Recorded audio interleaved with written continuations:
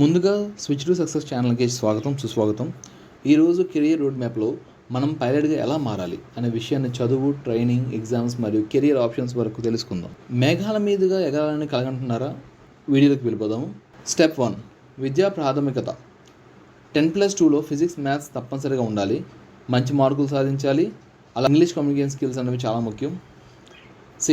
Second, medical fitness.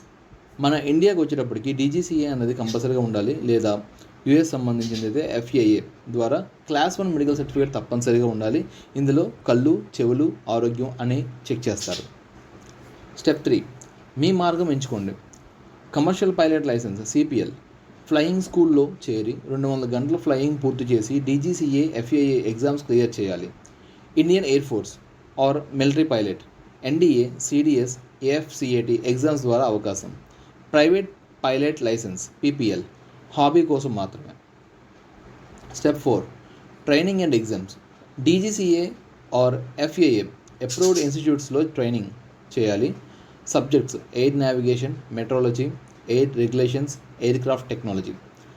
రాత పరీక్షలు, simulator మరియు నిజమైన ఫ్లయింగ్ అవర్స్ క్లియర్ చేయాలి. స్టెప్ 5, అనుభవం సంపాదించడం. మొదట కో పైలట్గా ప్రారంభం, ఎక్కువ అవర్స్ సంపాదిస్తే కెప్టెన్గా ప్రమోషన్, తర్వాత instructor, cargo pilot, corporate jet pilot options ఇస్తారు. స్టెప్ 6, దీనికి సంబంధించిన జీతం అన్నది, అభివృద్ధి అన్నది ఎలా ఉంటుందో చెప్తాం. ఫ్రెషర్స్ అయితే 1.5 నుంచి 2 lakhs పర్ మంత్ ఇండియాలో అయితే. ఎక్స్పీరియన్స్ ఉన్న కెప్టెన్స్కి 5 లక్షల నుంచి 10 లక్షలు పర్ నెలకు ఉంటుంది. అంతర్జాతీయ ఎయిర్లైన్స్ ఇంకా ఎక్కువ ప్యాకేజీలు ఉంటాయి.